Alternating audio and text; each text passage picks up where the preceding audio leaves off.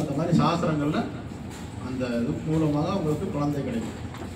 அதனால் அவங்க அந்த பாயசத்தை வந்து பகிர்ந்து கொடுக்குறாங்க. எப்படி கொடுக்குறாருன்னா, முதல்ல அதில் இருக்கிற பாதியை வந்து முதல் மனைவிக்கான கௌசல்யக்கு கொடுக்குறாங்க. அவங்க பாதி சாப்பிட்ட போக மிச்சம் இருக்கிற பாதியில் அதில் கால் பகுதி 25% கைகேயிக்கு கொடுத்துடுறாங்க. சரியா? அதில் கால் பகுதி இருக்குல்ல, அதை சுமித்திரைக்கு கொடுத்துருவாங்க.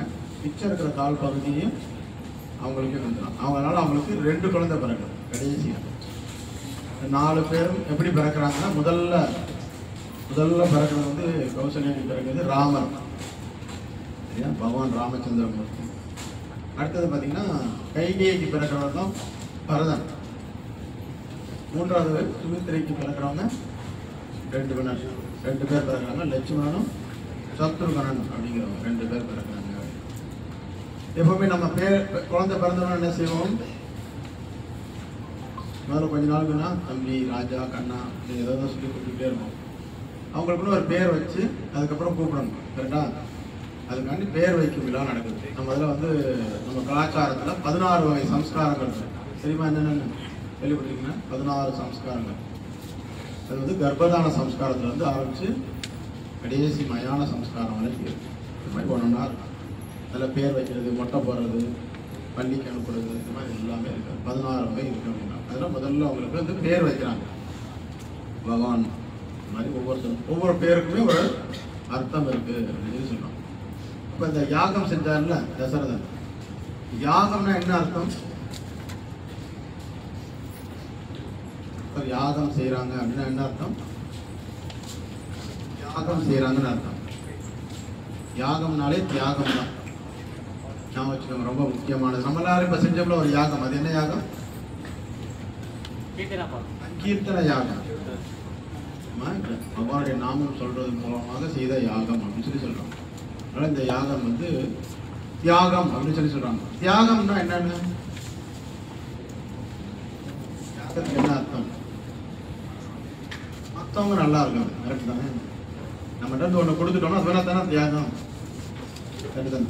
நம்மகிட்ட ஒன்று இருக்கு, மற்றவங்களுக்கு அதை இருந்தாங்க வச்சுக்கோங்க, உங்களுக்கு தேவைப்படுது வச்சுக்கோங்க தான். அது மாதிரி யாகம் செய்து எல்லா தேவர்களுக்கும் மக்களுக்கும் எல்லாருக்கும் நன்மை பயக்கணும். இப்போ நம்ம செஞ்ச யாகத்துலேயும் அதே மாதிரி நிறைய பேருக்கு நன்மை பயக்கணும். அதனால அந்த யாகம் வந்து செய்கிறாங்க அப்படின்னு சொல்லி சொல்கிறோம். இப்போ வந்து நம்ம ஒருத்தரை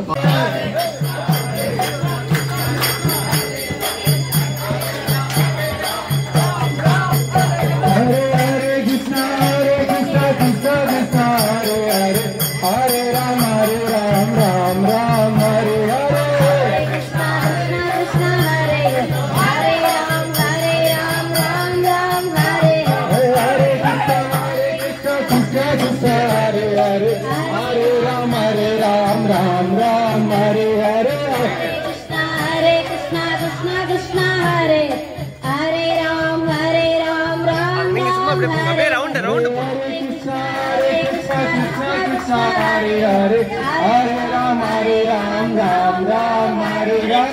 Hare Krishna Krishna Krishna Hare Hare Hare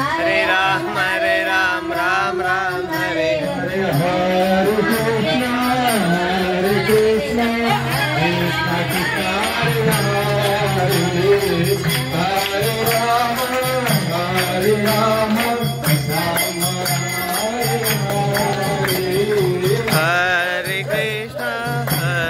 Krishna Krishna Krishna Hare Hare Hare Rama Hare